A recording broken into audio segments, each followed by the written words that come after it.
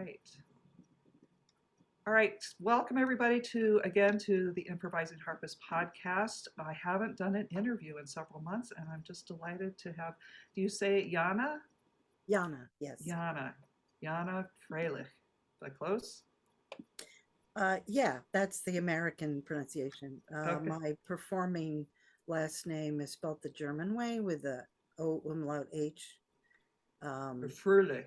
Fröhlich. Yeah, Yeah. that's. I mean, the spelling could be umlaut H or OEH or OE with no H. There's so many varieties of it. Right. Trying Yeah, to make that German sound into yeah, something that we can spell in yeah. English, But Middle English and it American. means happy. Yes. So like my blog is JannaMariaHappy.com.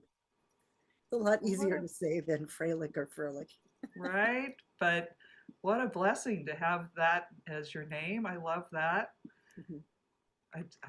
Somebody in your lineage was very happy, and that's got Yana the happy, but in Yeah, German. I think it was a moniker from like the Middle Ages that means like a performer. Oh, Could be musician or a puppeteer or traveling troubadour, whatever. I There's a rumor that my great grandfather was part of an oompa band in the town they came from in what's now the Czech Republic, aha, which has ethnic Germans and ethnic Czechs. That's one side of my background. aha. Oh, interesting. Oh, interesting. So we originally started talking several months ago when you came onto the into the Facebook group, and you were telling me that you taught and you improvised and you had this really interesting background, and I want to just jump into that right now and ask you, tell it. Everybody has an interesting story to the harp. Like, how did you come to the harp? Yeah. Well, a lot older than many people do, uh, although not as old as some. Uh, I started my music in my life singing and then starting piano from age 7.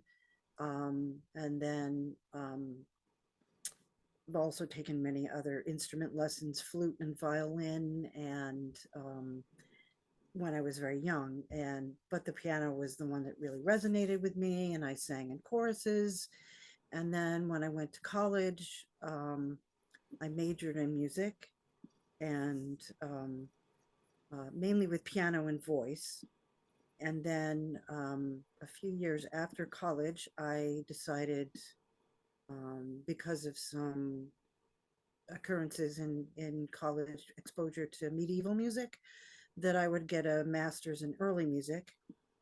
So I did 1 year at New England Conservatory, um, and did a lot of medieval stuff there, Nice.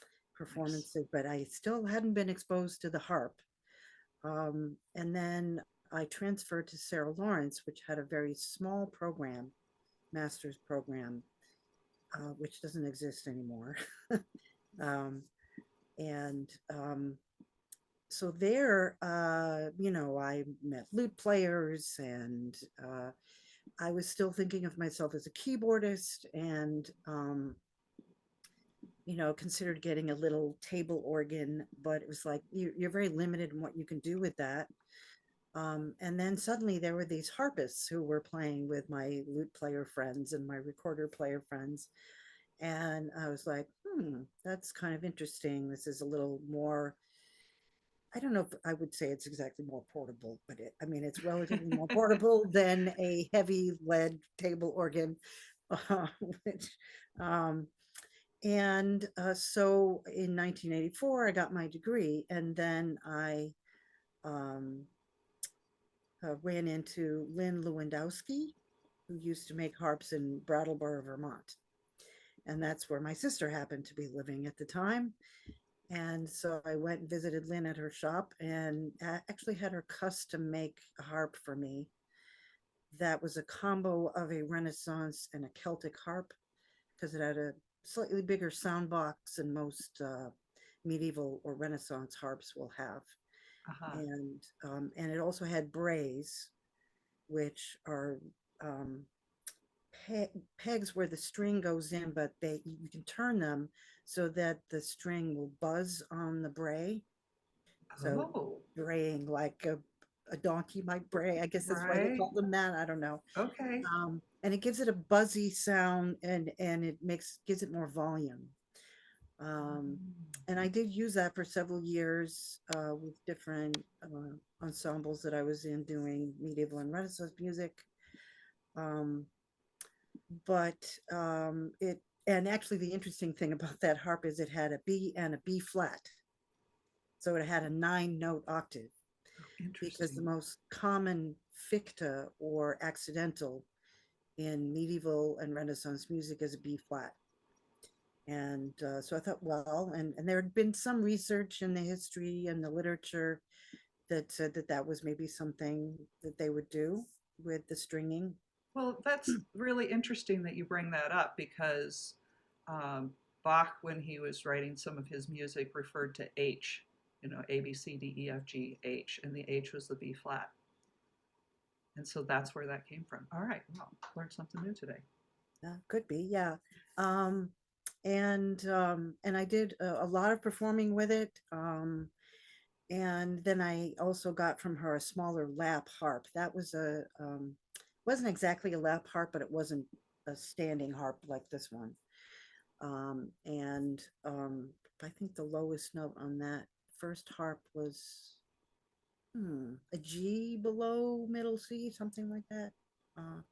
Trying to remember, or maybe it was a low C. I can't remember. I sold that just in the last couple of years because I wasn't playing it anymore, and I'm trying to declutter.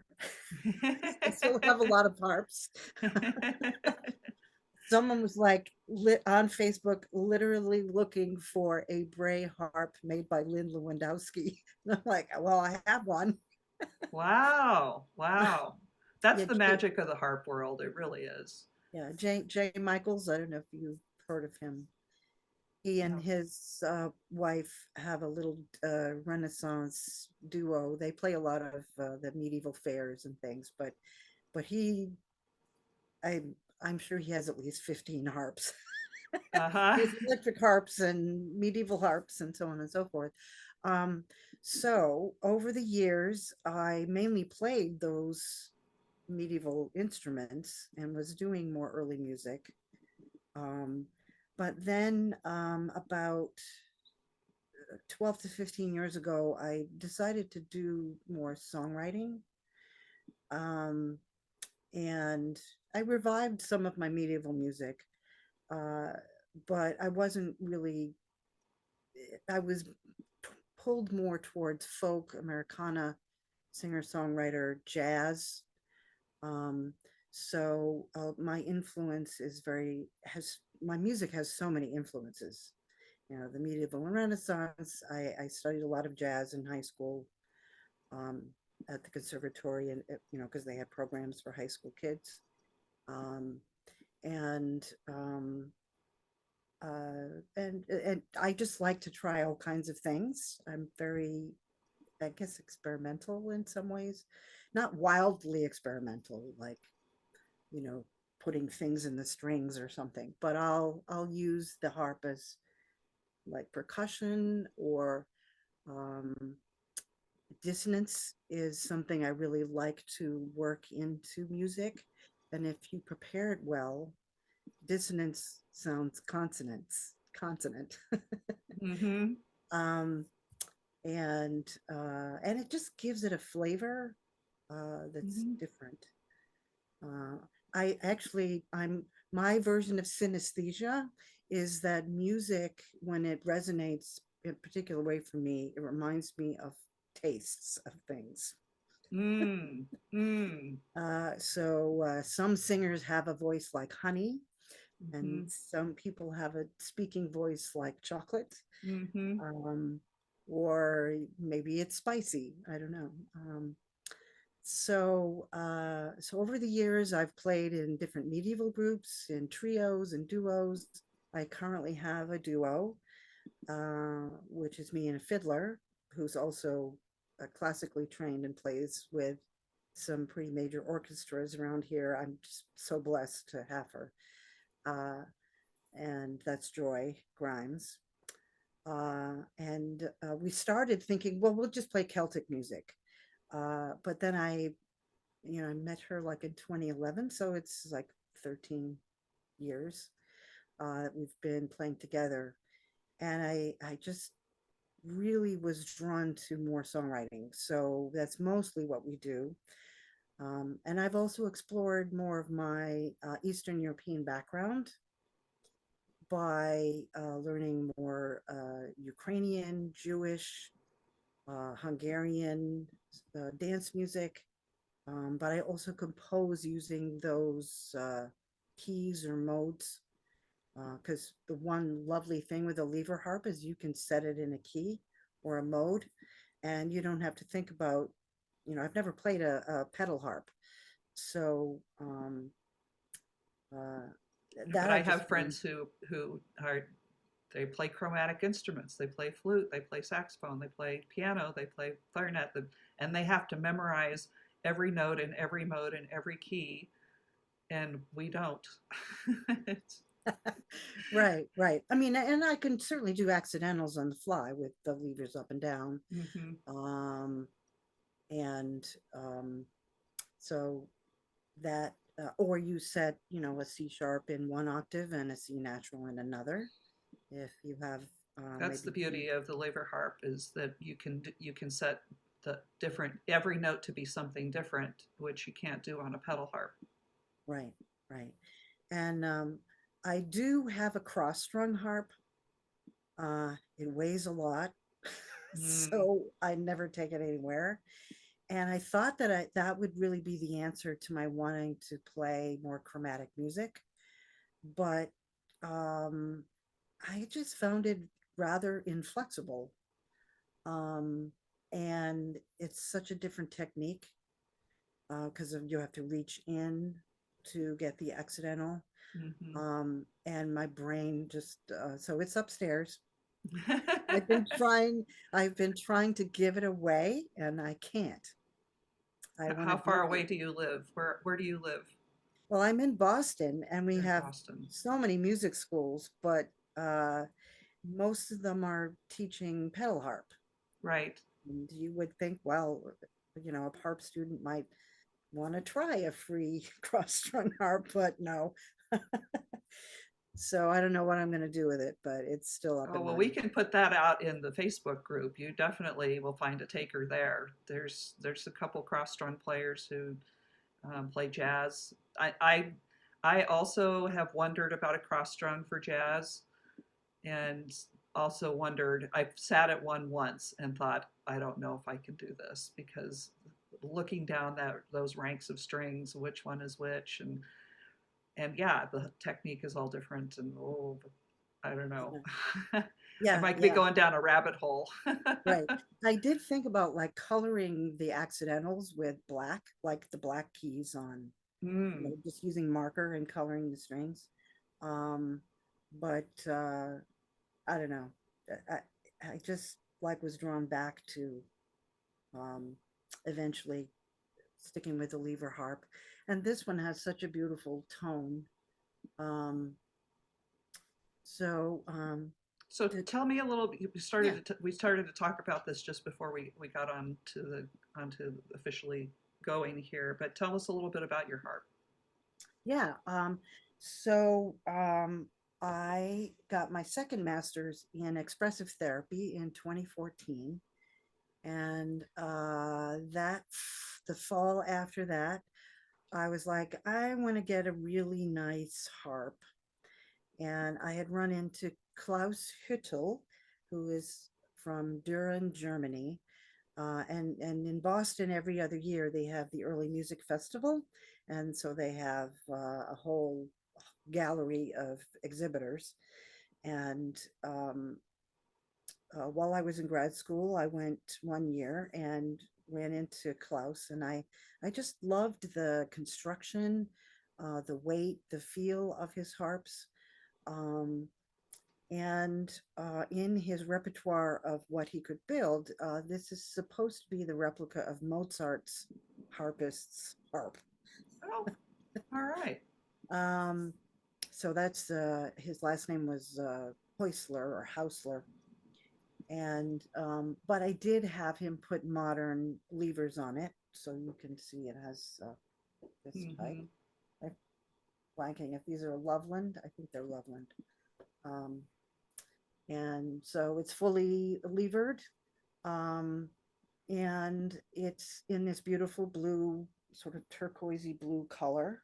Mm-hmm. And the name of my duo is called Heart Soul Voice, and that name came to me from my ensemble in a dream many years ago. And so the calligraphy up and down on the sides, and also, I don't know if you can see it, but it's also a bit on the front Mm-hmm. post. Um, it says Heart Soul Voice in 5 different languages: Mm. English, German, Czech, Latin, and Irish, to sort of reflect my background and my husband's background. He's Irish American. Mm-hmm. Uh, so I'm part Czech, part German, uh, and Latin because I sing a lot in Latin as a church singer.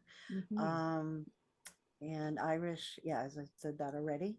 And then on the front, and I hopefully I can show you. It's a little bit hard to see, but I have these little designs. Mm-hmm. Might be if I the not it's not going to show up really well, but there's one in there, and maybe I can post a picture on your page later. Yeah. Oops, let me get this to sit again. Um, so it's a little triskelion that's made of a G clef, a bass clef, and a spiral, and they sort of look like little harps the way it's designed. Mm-hmm. Sorry, hearts, not harps, little hearts. Um, and there's another triskelion at the bottom that there's 3 pink hearts with sort of spirally thing around it, but I'm not going to be able to show you that one. But I'll put pictures on your webpage.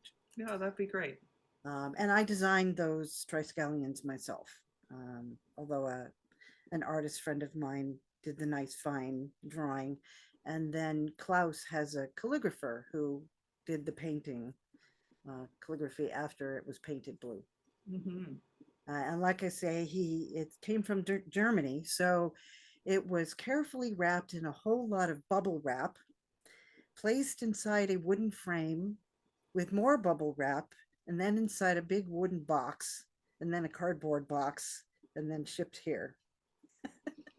It's a lot of bubble wrap. Yeah, I wish I'd taken better pictures of the whole thing he put it inside of. I didn't think to do that. It was quite wild. Uh, but yeah, so sometimes I refer to this as Blue Beauty. Hmm. That's her name. Um, and blue is for me the connotation of that color. The reason I chose it um, is I for my music therapy work. I for some reason I just like blue instruments. It's a calming color for me. Mm-hmm. So the blue harp, and I have blue guitars, and I don't have any blue pianos, but harps and guitars. And let's see. Now, next on your list, you asked me also about when I started improvising. Yes. So, well, I have a funny story about that because when I was 12 and taking piano lessons, uh, I had one piano teacher who was also a jazz pianist. And so I show up for my lesson one day, and he says, "Here's the C scale, all the white notes. Just play whatever you want in this rhythm. Play anything up and down on the scale between middle C and the C above." And nobody had ever asked me that, and I was petrified. I Haha. looking at the keyboard and thinking, what am what am I supposed to do with that? And I think I eventually did play something, and I think he was being fairly, you know, not goading, but gentle in what he was saying. Uh, but I'd never been asked that, and it was pretty scary. Um, Now my mother wanted me to just play classical music, so then she said, "Nope, you're going to go with somebody else." Ah. And then, so I didn't really improvise again until I went to grad school for early music. And the thing is, if you're given a piece of music that's like a medieval dance, you're just given the melody. You're not given the chords. I mean, chords do not exist Right, in medieval music. right. Um, but you have modes. And so a simple accompaniment for a medieval melody is simply just playing some fifths and or fourths, and maybe a little up and down with your right hand in the mode or playing the melody. Um, and It's very simple. It can be very simple. And while maybe a recorder player is playing the melody, you could do a counter melody, um, or just keep an ostinato, which would be playing the same note. Mhm. And so I just learned to just try and not be afraid of trying. Yeah, that's the takeaway. That's the thing I keep encouraging people to do in the group is just keep trying. Right, Keep right, trying. We get so attached to it must be a certain thing. It must be perfect. You know, right, right. codified on the page kind of thing. And yeah, that moment of terror, I've seen that because I had asked my students to do the same thing, like play anything you like on the white key. I'm going to play a little accompaniment, and you just and after they get the hang of it, then it's really fun. Oh But then yeah. initially, they're like, "What?" And I don't give them a lot of instruction. I don't say play this or play that. I just say play whatever you want because I really want them to move into that place of trusting their own creative voice. Right, right. Yeah. Um, and then as I got more into writing music, um, you even in Celtic music, you have a dance piece, but and that's a particular tune, and they're very recognizable tunes in Irish and Scottish music.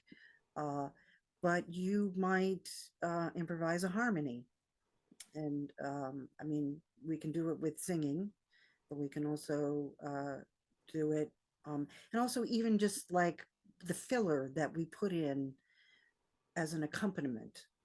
Um, as long as it's somewhere in that chord, it doesn't matter. Right. This is the thing that's so interesting to me that I you're confirming what I've heard many times that when you're improvising over Celtic music, you're improvising on the chord and the melody stays constant. Right, right, And in jazz, it's the other way around. It's the melody disappears and you are still you're building a melody on top of a fixed chord structure. right, right. And actually, in jazz, they call it the changes. Right, right Yeah. over the very but they're fixed to the tune. Hmm. Where in Celtic music that you can play like you say any note in the chord as long as you're staying in the harmony. And to me, because I haven't done any of that, to be honest, I've only know this as a theoretical thing. I find that like quite challenging to think about. Like, how would I do that? Hmm, Mm. Mm. how would I do Well, that? even thinking about Renaissance music, and let's say there's a thing called a ground, which is a repeating bass line. And so something like, put music sound on. Okay. So let's say I have a simple,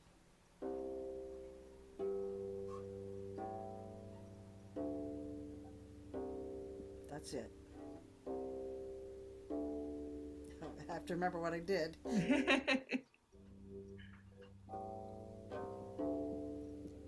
So C, G, A, D, C. So that's a ground, and it just keeps repeating, and it's this very steady beat over and over again. And I could just do something like,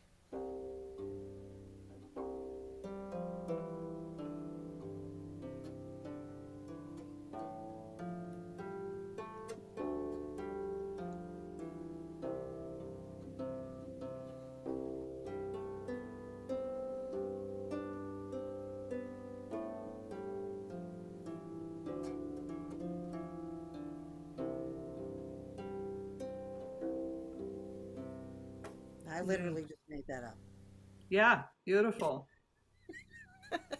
Um, and, you know, if you're really into playing Renaissance music, you'll know like certain little things you could do with the riffs. For example, let's say when I talked about ficta or accidentals, Hmm. so if you have an ascending line in one mode in medieval or Renaissance music, you might have a B natural, but on the way down, you play a B flat. Let's see if I could do that well enough. I'll put a B flat there. Just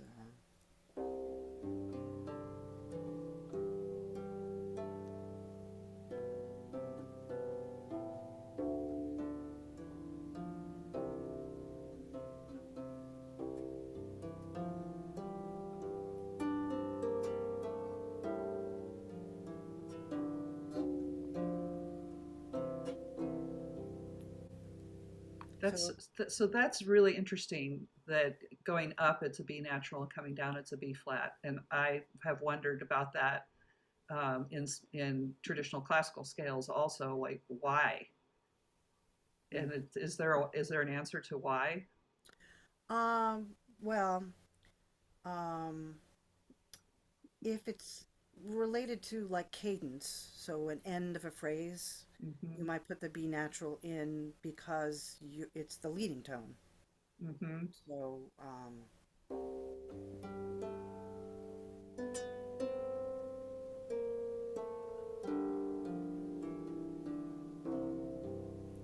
so it's like it leads to the C, which Hmm. that's what I was playing. Um, but when I'm coming down, I'm going somewhere else and maybe Okay. different destination. Yeah. Okay. That jives. I like that. Thank you for that. Mm. So Um, mhm. tell us a little bit more about now, do you teach? I have taught, I don't teach advanced harp, but I can teach beginning harp um, and sort of like ways to approach one's creativity with the Hmm. music. Um, I actually like, even when I've taught piano with little kids, I'll say, before I give them any theory, I just say, play something on the black notes, whatever you want, just like what we were talking about, so that they get the idea that it's okay to be free. Right. Um, and actually, I meant to grab it from upstairs. I have a lovely book called Free Play, and the author is Stephen Nachmanovich. Now, he has a second book, which is something like The Art of Is, like just being. But Free Play is a book. We read it in my expressive therapy classwork because it's about how to think within the circle of your space, your sacred space, of your rehearsal room, your practice room, even thinking of a venue where you're performing as a circle of space that you're sharing, doing music within. So you've ever been in the zone playing with a friend, right? That's you're in the flow, right? And so the book is really about how we get into a space of flow. Um, and improvisation can't happen unless we're in a very free state of being in the moment. It's like if you've ever heard of Ram Dass, Be Here Now, his book, right? Mm-hmm. Mm-hmm. Um, and you're here right now, and you're being in the music. You are the music. Mm-hmm. Um, that's the other thing that I think, in terms of like improvisation and the sort of freedom to feel that you can play with improvisation. And I use that word very intently, meaning music is play, it is having fun. Um, um, and so we have to, as performers, we need to think, well, why do we do this? Because it gives us joy. And what gives children joy? Playing. And so we as adult musicians, uh, I'm want to have fun. You Mm-hmm. know, harpists just want to have fun. Um, Right. and so that free play, it's a wonderful book, a really great read. And he even talks about how we sometimes think we need to play so hard, but really a light touch is important. And if we touch the wrong string, right? Well, if we touch it light enough, then we can there then it can utilize it, or we let it go, right? Mm-hmm. Um, Now you must have heard of Miles Davis, I'm sure. Yes. Um, and somewhere on Instagram, I saw this little bit about performing with. There was this keyboard player, and I'm blanking on his name, but he was interviewed once, and pretty well-known jazz keyboard player. And he said, "Well, one day I'm doing this gig with Miles Davis, and I was playing the changes, but I my brain went somewhere else, and I played the wrong chord. And I looked up at Miles, and I thought he was going to glare at me, and Miles just went with it. He started playing in that new chord, like, oh, this is where we're supposed to be. I'm going to run with it."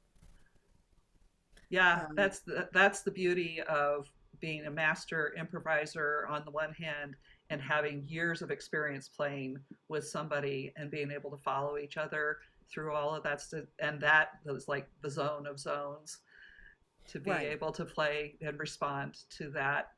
Um, Similarly, I was heard a story. I think it was uh, um, John Coltrane, but it might have been Miles Davis. So they're playing in New York, the Blue Note, something like that, and um, Stravinsky walks in, and so John Coltrane starts quoting "Rite of Spring" Oh my goodness. in the middle of the tune. You know, I mean, to know music that well, to be able to just know your instrument that well, to be able to just change lanes like that, I was like, wow, it's amazing. To actually know what Igor Stravinsky looks like, which I have no idea.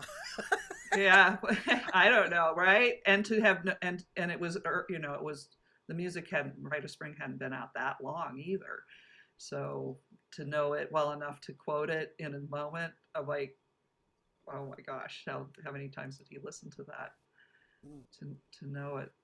Anyway, those kinds of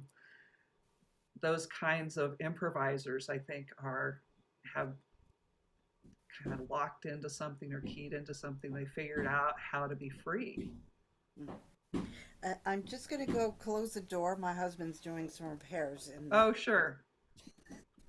I don't know if you can hear the thumping. While we wait, we can. I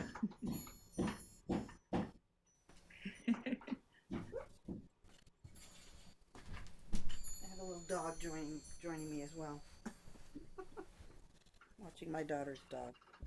Nice. Hopefully that'll cut down on the banging. So we've kind of been talking about different ideas that listeners and viewers can implement, but I just wanted to ask that question a little more directly. What are some of the things that you like to do or you like to share to encourage other people to explore that freedom? Mm. Um, well, one of the things that I really sort of love playing on a harp or any instrument, if that's whatever is resonating with me that day, because I might sit down on my keyboard, or I might sit down with, ouch, ow, just poked myself, with a kalimba. Mm. Oh, you have one on your phone? uh, Oh no, it's not a phone. oh, no, this is a real Like, kalimba. Sorry, I blocked my own view. Yeah, this is a little thumb piano. Um, nice. Obviously, a very different thing than a big harp, but you can, in this one scale, um, you can play polyrhythms. I have bigger ones too that have many more keys.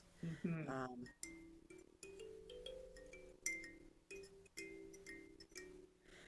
it's just like, well, I'm in a pretty good mood, so I'm just playing something pretty jaunty. It's like, what are you feeling? What is your emotion that day? Do you have something you need to process? Uh, are you playing because you have, I mean, certainly in music therapy, I will be playing to validate my clients or the group's emotions or lead them on an imaginal journey. So, but that comes from my own work sitting down at an instrument, and sometimes it's even the guitar, um, where I'm just feeling a certain way and I want to reflect that. I want to express it out. Expressive therapy, which is what I do, and I don't just do music with people, but painting, drawing, sand tray with objects, uh, poetry writing, free writing. Um, the what I will do is, if I'm feeling a certain way and I gotta get it out, and words and poetry aren't the thing, it needs to be more somatically expressed. I will just sit down and play. And I could be playing something angry or something that reflects my sort of melancholy, I guess you could say. Um, and or I feel like playing because something wants to be expressed. Um, Sometimes I do it before sitting, before going up to bed. It's like I want to clear my head, Mm. and so the music is kind of like getting rid of. And there's a lot to clear out of one's head these days with the news. Um, so let's say I just feel like, all right, I want to play. I want to play something that reflects sadness. Hmm. Because that's my mood this evening. Not that that is my mood right now, but let's say it was. Um,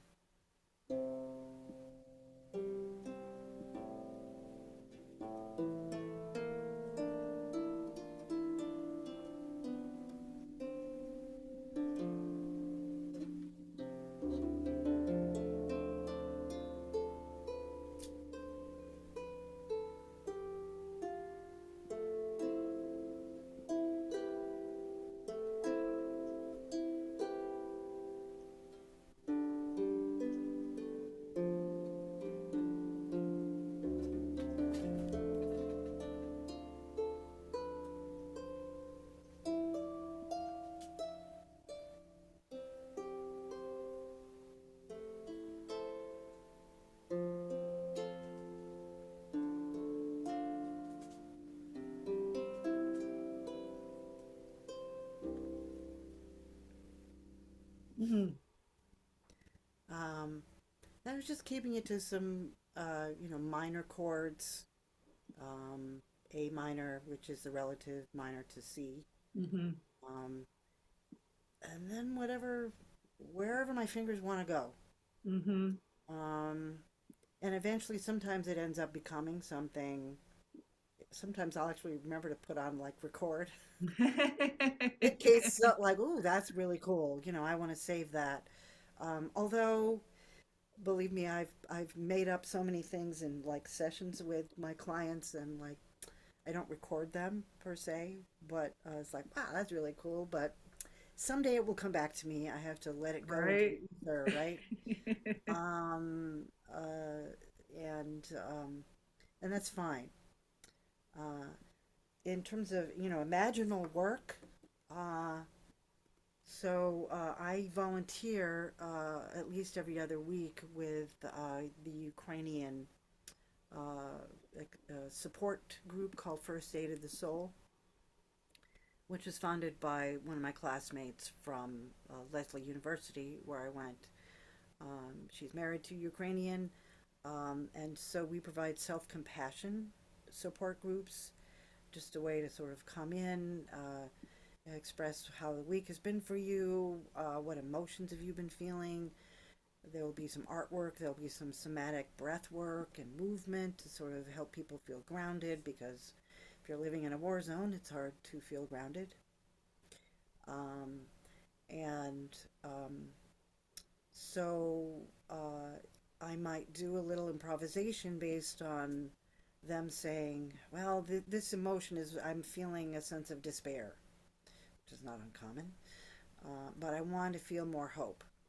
So one has to validate the despair and then move into a place of hope. And let's see, in like 60 seconds, how would one do that? Uh, and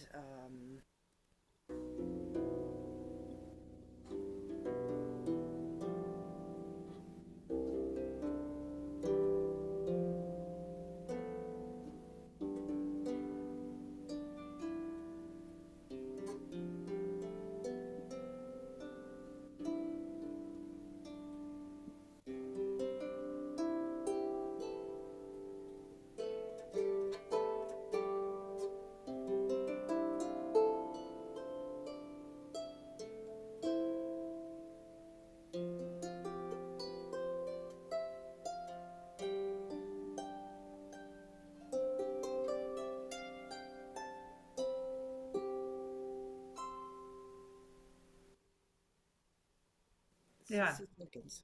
yeah, yeah. So what you're describing is something that I really encourage everybody to do, which is to explore the harp as a tool of emotional expression. And then this is where knowing your modes is super helpful, because I learned the modes from Christina Turin through the International Harp Therapy Program, and then got so excited about what was happening. I have a jazz background too, that I stopped and went and recorded my first CD where I interpreted traditional Chinese medicine into music. Mm.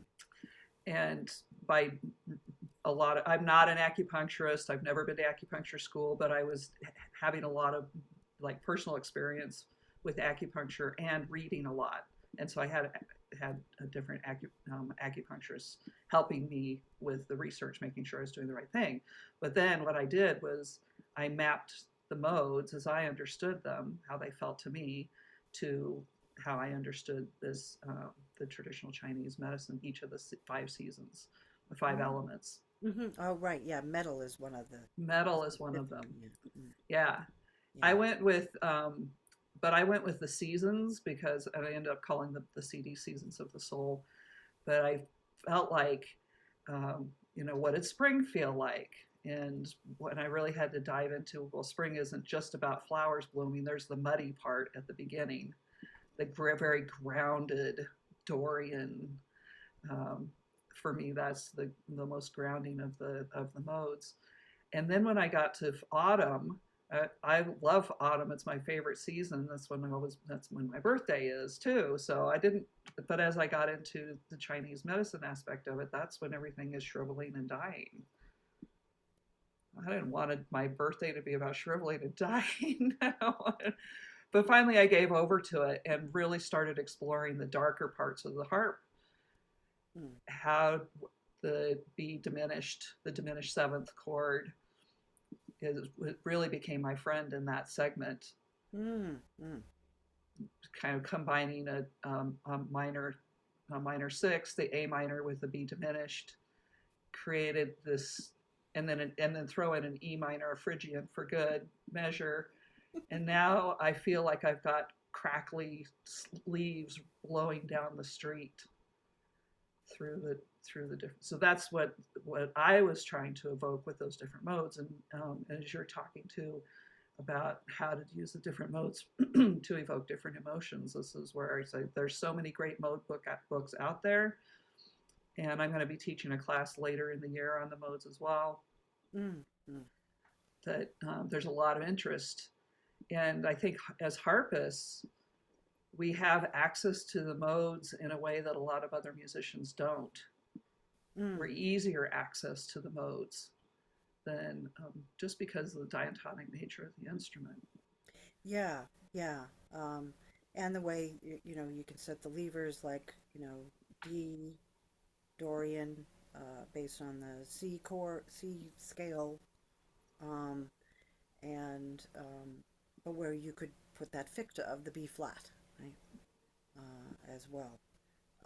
But yeah, that was sort of coming into music therapy.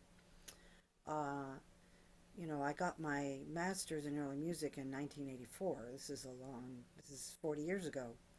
Uh, yeah, 40. I know it's a while. Uh, um, and then 30 years later, I got my expressive therapy degree. But I've been playing modes, that's I am modes, right? So I even imbue them in what would be my songwriting, which is 21st century music.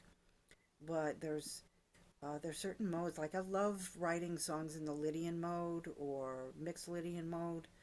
Um, Also, certain keys for me represent different emotional states, like D major and G major are like my happy keys.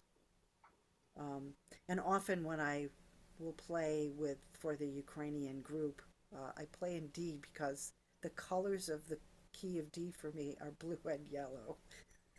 That's awesome. Kind of the colors I'm wearing today. Yeah. Uh, so it just feels like, all right, I'm going to start there. And uh, yeah, so I using those modes is really a huge part of my work. Um, and I'm doing actually one part of my therapy practice now is providing either playlists and or live music for psychedelic assisted therapy. Oh wow. And music is very essential for that work because it's the co-therapist. Mm-hmm. Um, and I mean, I won't go into a whole lot in terms of psychedelic therapy, but for example, in South America, in the ayahuasca ceremonies, the curanderos, or that's what they call the shaman. It just means healer in Spanish. And they will have live flute players. They will use shamanic drums, um, and sort of songs that are very limited in range. They're very much like a lullaby. And often in psychedelic therapy, the idea is, how can you heal all the inner stuff from your childhood? So lullabies are very key. And lullabies are in every culture. Mm-hmm. Mm-hmm. And you make it a wordless lullaby, which is very easy to do. Mm-hmm. Um, and if I would do that on the harp, and let's say we'll go with D Dorian.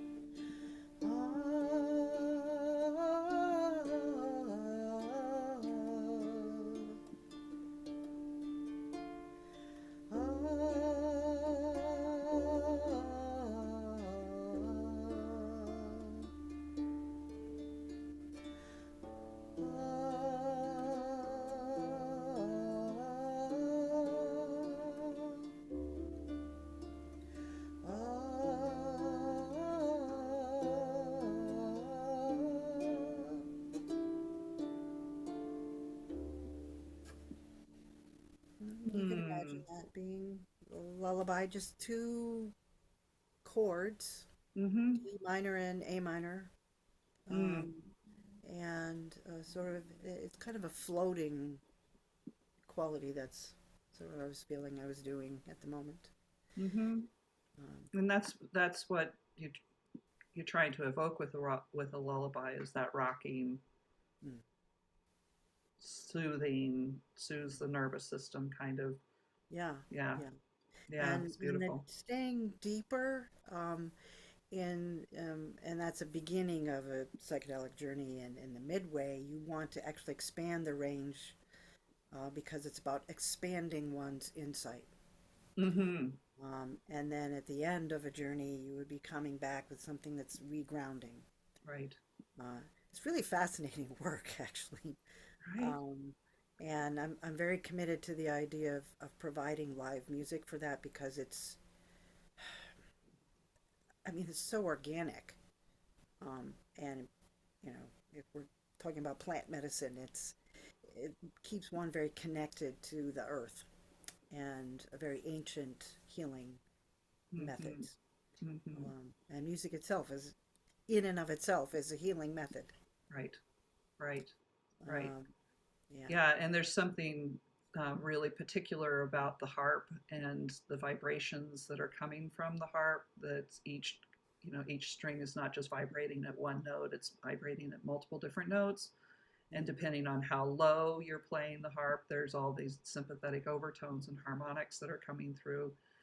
And then I have friends who have mapped the body in terms of hertz and frequencies. mm, So what what is the healing frequency of bone. So if you break a bone, if you apply this frequency to the bone, it will heal faster. mm, And the heart has its own frequency, and different muscles, different tissues have different frequencies. And there's all kinds of research done in hospitals and mostly back east and in the Midwest. It's gradually working our way out to here to Denver and out in California. But we've known this as harpists because we've experienced it anecdotally in healing sessions. We know that the body takes in what it needs. The harp is an entrainment instrument. It's like the most powerful voice in the room, and it's producing these pure tones, and then the body wants to entrain to that. And as mm, as the therapist, I love that you're there with them in a therapy session live, because you can respond right in the moment and give exactly what's needed in the moment, where playing recorded music, just you hope that it's the right stuff in the right time. But with yeah, a yeah. trained especially a trained therapeutic harpist or music therapist, that's, yeah, I want to do that. I like Yeah. playing live for that kind of thing. I play for yoga Oh, classes and stuff, so I'm yeah, playing responsibly already. yeah. But yeah. Yeah, I years ago, one of my internships for therapy was with here in Boston. We have the Louis D. Brown Peace Institute, which is for survivors of homicide victims. And so at different times of the year, they have different events, like maybe, and so they held a sort of yoga retreat day. And I came and sat sort of in the waiting area while the yoga and massage. And so while the massage therapists were working, um, uh, I was just sort of in the open area and just playing very grounding, like deep in the strings, deep in the bass notes, a very slow beat to help entrain into calming breath. Um, Mm-hmm. and yeah, um, it's such a powerful thing. Um, I love playing the piano, and there's certain things I can do on the piano that I can't do on the harp, and certain things I can do on a guitar that I can't do on a harp in terms of some of the chord changes. Um, but it's like I sit with this thing, and it's like I'm home. Mm. It's like it's a part of me in a Mm-hmm. different way. Um, I wish I could carry it around. Um, And I do have little harps that are also like my littlest lap harp is the Lynn Lewandowski, just a C scale diatonic. Um, but there's something about it's got these gut strings, and it's just so you wouldn't think it would be. I mean, it doesn't have huge sound, but it's something about that little instrument. Um, And I would have clients, like I did inpatient work, and this one woman uh, really endured a lot of trauma, a lot of um, psychosis, and she couldn't play very well. She had her medications made her shake a lot, but she would just put the harp. I would put the harp on her, and she would play a few notes, and very tentative. And I would say, just use these two fingers. That's all you need. Um, and she would just kind of then she could kind of relax into it. And I don't also I don't think anyone had ever just taken the time to be sitting there being with something soothing, Mm-hmm. right? With no not asking for anything back. Just here's this gift for you. Mm-hmm. Um, and it was just so amazing how I could see her whole body relax. I mean, I was hoping to hold up the little harp, um, but even so, it was miraculous Mm-hmm. in some ways. Mm-hmm. I've seen things like that happen also, where I'm sitting with someone who's in distress or in pain, and I give them what I have a little harps too, and the little harps are less intimidating, of course. You just don't, and just, and I say just pluck until you find the string that feels the best, and That's a that's the great note. instruction. Yeah, this is the note you need right now. And a friend of mine I just bought a new harp. I was playing at a conference. I did something silly and very brave, but I had the harp shipped to my friend's house the night before the conference, and played the harp at the conference. Mm. I know I stayed in tune. I was got very lucky, but I had the harp shipped to my friend's house because it was running late. The whole story there, and the day before I arrived, the day before the harp arrived, he got a diagnosis of cancer. Oh. So I'm like, I'm going for a healing conference. Clearly, I'm here, being guided on higher principles and stuff like that. So I sat with him and I said, I think you need to play. First, I played for him, but I just kept feeling like he needed to play for himself. So it's like, I'm not musical. I was like, this isn't about musical. This is about the heart giving you vibrations into your body. So he Mm. did that. So I had him pluck. I said, just pluck until you find a string that feels good. It'll feel like, you put a hand on a motor on a car, you can feel it running. It'll feel like that. And so I think he first picked an A, a low A. And I said, just pluck it till you feel like you're done. And so he did. And then he said, I feel like I want to do this some more. I'm like, yeah, just do it some more. So we did it a little bit more. But he found another note that he really liked.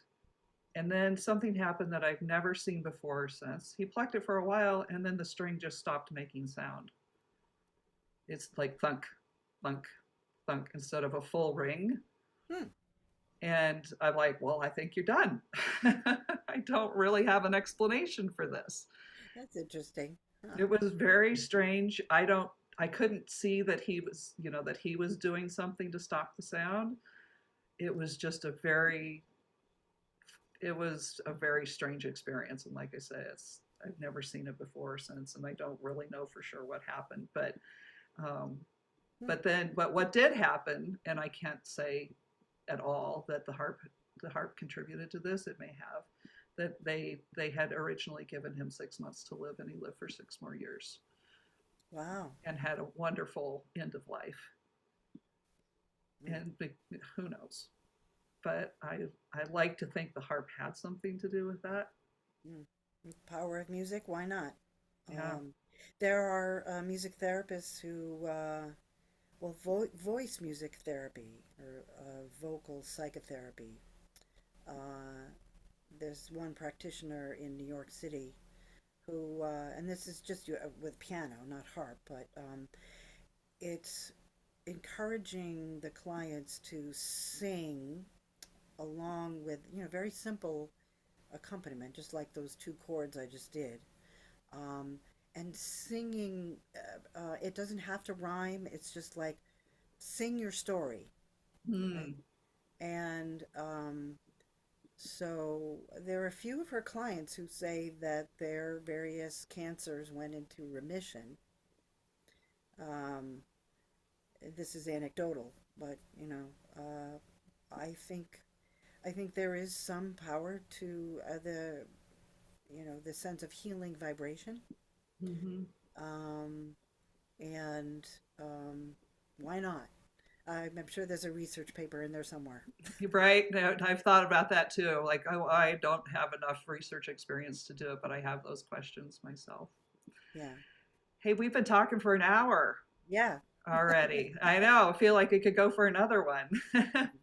But I Yeah. want to thank you so much for visiting with me today and sharing, because this is there are so many people in this group who are going to look forward to listening to our whole conversation, because they're harpists, vibrating at various aspects of our, or resonate with the various aspects of our conversation.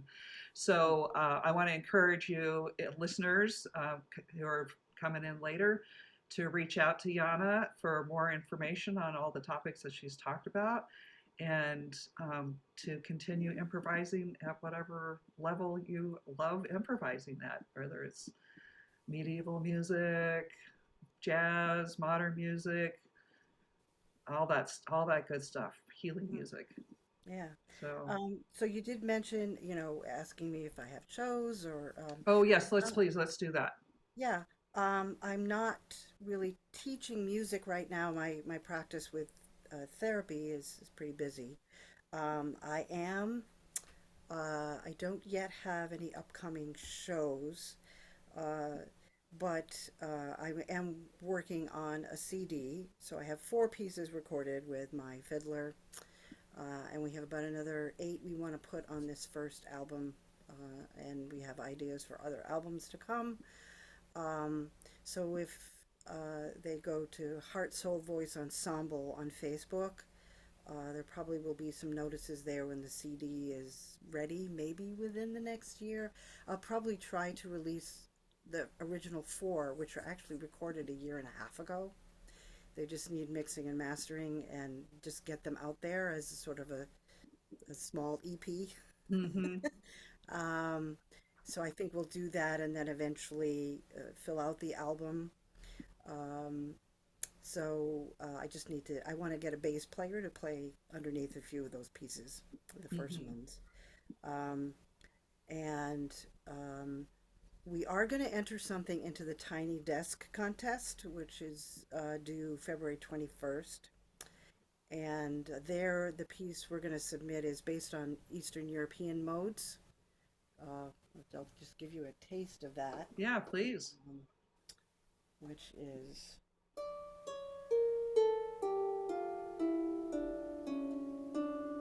and one of the little melodies is.